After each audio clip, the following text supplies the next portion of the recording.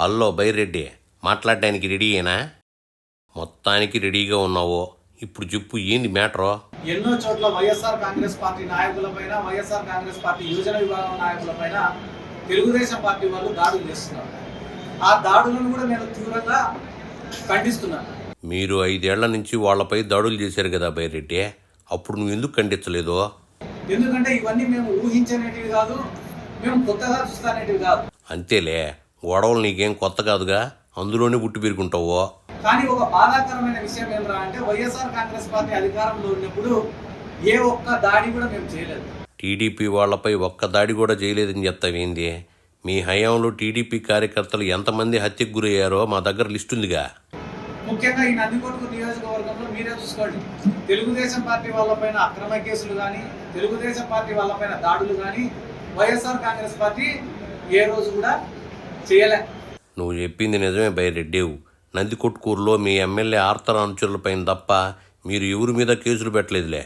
కానీ ఈరోజు అధికారంలోకి వచ్చి రాకముందే ఇక్కడ ఉన్న ప్రజలను భయపించాలా, నాయకులను భయపియాలా, వైఎస్ఆర్ కాంగ్రెస్ పార్టీ వాళ్ళని భయపియాలా, ఇక్కడ ఉన్న వ్యాపారాలన్నీ లాక్కోవాలా, కాంట్రాక్టర్లను బెదిరించాలా, జరుగుతున్న వర్కులను ఆపాలా, ఇటువంటి ఉద్దేశాలతో కొంతమంది వ్యవహరిస్తున్నారు. మీరు కూడా 2019లో గెలవగానే టీడీపీ వాళ్ళ వ్యాపారాలు లాక్కున్నారుగా. కాబట్టి ఇవన్నీ కూడా మంచిది కాదు, ఆ పద్ధతి మార్చుకోవాలా. ఎందుకంటే కానీ ఒకవేళ ఇదే పునరావృతం అవుతుందని అనుకుంటే కానీ ప్రజల్లోనే తిరుగుబాటు అనేది ఖచ్చితంగా మొదలవుతుంది. ఆ రోజు వైఎస్ఆర్ కాంగ్రెస్ పార్టీ కార్యాచరణ కూడా చాలా బలంగా ఉంటుంది. ప్రజల్లో తిరుగుబాటు వచ్చే కదా బైరెడ్డి, మిమ్మల్ని 11 సీట్లకి పరిమితం చేశారా? ఇంతకంటే తిరుగుబాటు రాజకీయాల్లో ఎప్పుడైనా చూసావా?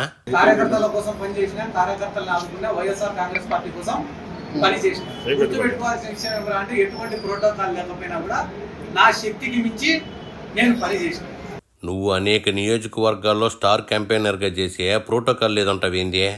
అంతేకాకుండా ఈ నందికొట్కూరు మున్సిపాలిటీ పరిధిలో కూడా నేను ప్రజలకు వివరించి చెప్పుకోవాల్సినటువంటి బాధ్యత ఉంది. 2014 నుంచి 19 వరకు తెలుగుదేశం పార్టీకి అధికారం ఇచ్చినారు.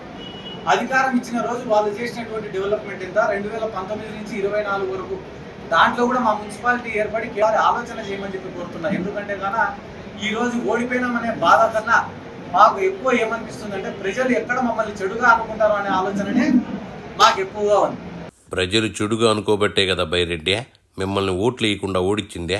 కాబట్టి పేదవాళ్లకు న్యాయం చేయాలా, డెవలప్ చేయాలా అనే ఒక తపనతోనే మేము పనిచేసినాం తప్ప రాజకీయాలలో అవినీతి చేయాలా, డబ్బు సంపాదించుకోవాలా, కాంట్రాక్ట్లలో కమిషన్లు కుట్టాలా, సారాయి వ్యాపారాలు చేయాలా, లేకుంటే భూ కబ్జాలు చేయాలా, లేకుంటే కానీ ఏమన్నా ప్రజలపైన దాడులు చేసి ఆ కేసుల నుంచి తప్పించుకోవాలని చెప్పి ఏ రోజు కూడా మేము రాజకీయాలు చేయలేదని చెప్పి ఈ నందికొట్కూరు నియోజకవర్గ ప్రజలకు వివరించి విన్నవించి చెప్పుకుంటున్నా. ఎందుకంటే కానీ ఏమేం తప్పుల వల్ల ఈ ఎన్నికల్లో ఓటమి జరిగిందనేది సమీక్షించి తెలుసుకోవాల్సినటువంటి అవసరం ఉంది. ఎందుకంటే నిన్న మొన్న కూడా కొంతమంది నాయకుల ప్రెస్ మీట్లు చెప్పిన, ఒకరు ఒక కారణం చెప్తున్నారు, ఇంకొక కారణం చెప్తున్నారు.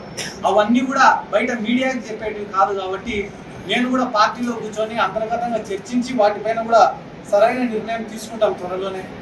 ఏంది బైరెడ్డు, త్వరలోనే సరైన నిర్ణయం తీసుకుంటామని చెప్తున్నావు? నువ్వు కూడా కూటమి పార్టీలో చేరతావా ఏంది కామెడీగా? ప్రభుత్వం రానున్న రోజుల్లో కొత్త ప్రభుత్వం ఏర్పడబోతుంది. వాళ్ళు చేసే కార్యక్రమాలను కూడా దగ్గర నుంచి చూస్తాం. ఎందుకంటే కానీ జగన్మోహన్ రెడ్డి గారు ఆ రోజు సంక్షేమ పథకాలు ఇచ్చే రోజున నారా చంద్రబాబు నాయుడు గారు కానీ మిగతా తెలుగుదేశం పార్టీ నాయకులు కానీ ఈ రాష్ట్రం శ్రీలంక అయిపోతుందని చెప్పిన మాట రాష్ట్ర ప్రజలందరికీ తెలిసిన విషయమే. కానీ ఈరోజు జగన్మోహన్ రెడ్డి గారు ఇచ్చిన హామీలకు 10 రెట్లు ఎక్కువ హామీలు చంద్రబాబు నాయుడు గారు ఇవ్వడం జరిగింది. కాబట్టి వాటిని ఎంతవరకు మీరు పరిష్కరించగలుగుతారు, ఎంతవరకు ప్రజలకు అందించగలుగుతారు? ఈ అందించే క్రమంలో మీరు ఏదన్నా కూడా చేయలేకపోతే ఖచ్చితంగా వైఎస్ఆర్ కాంగ్రెస్ పార్టీ తరఫున ఖచ్చితంగా తెలుగుదేశం పార్టీని కానీ కూటమి ప్రభుత్వాన్ని కానీ ప్రశ్నిస్తామని చెప్పి ఈ సందర్భంగా నేను తెలియజేసుకుంటూ, బిడ్డ పుట్టకముందే టెన్షన్ పడినట్టు వాళ్ళ సర్కార్ ఇంకా కుదురుకోకముందే హామీల గురించి అడుగుతావేంది? నిస్వార్థంగా ప్రజలకు మంచి చేయాలనే ఒక ఆలోచన తప్ప, ప్రజల దగ్గర ఒక గుర్తింపు తెచ్చుకోవాలనే ఆలోచన తప్ప ఎప్పుడు కూడా ఏదన్నా నీరు చెట్టు లాంటి కార్యక్రమాలు చేసుకొని కమిషన్లు కొట్టాలనో, లేదా వచ్చే పెన్షన్లలో కమిషన్లు కొట్టాలనో, లేకుంటే ఏదైనా పోస్టులు వస్తే అమ్ముకోవాలన్న ఆలోచన లేకుండా కేవలం ప్రజల దగ్గర మంచి పేరు సంపాదించుకోవాలని ఒకటే ఒక ఆలోచనతో పనిచేసినటువంటి వైఎస్ఆర్ కాంగ్రెస్ పార్టీ క్యాడర్కి అందరికీ నా జీవితాంతం రుణపడి ఉంటానని చెప్పి కూడా ఈ సందర్భంగా తెలియజేసుకుంటూ, రానున్న రోజులలో మీకు ఎటువంటి ఆపద వచ్చినా, ఏం అవసరం వచ్చినా ప్రభుత్వం ద్వారా మీకు ఏదన్నా అండగా పోయినా ఖచ్చితంగా నేను మీకు అండగా ఉంటానని చెప్పి ఈ సందర్భంగా నేను తెలియజేసుకుంటూ ముందు మీ పార్టీ ఆపదలో ఉంది బైరెడ్డి. ప్రజల సంగతి తర్వాత, ముందు మీ పార్టీ ఆపద గురించి ఆలోచించు. నేను ₹1 సంపాదించుకుంటే ఆ రూపాయికి మించి ₹1.5 మీకోసమే ఖర్చు పెడతానని చెప్పి ఇక్కడ ఉండే నాయకులందరికీ కూడా ఈ సందర్భంగా మరొకసారి నేను తెలియజేసుకుంటూ. ఓహో, నువ్వు ₹1 సంపాదించినా ₹1.5 ఖర్చు పెడతానంటున్నా. అయినా అవినీతితో ₹1 సంపాదించడం దేనికి? దానికోసం ₹1.5 ఖర్చు పెట్టడం దేనికి? చెప్పినంత వరకు చాలుగానే ఇంక నువ్వు వెళ్ళు సామి.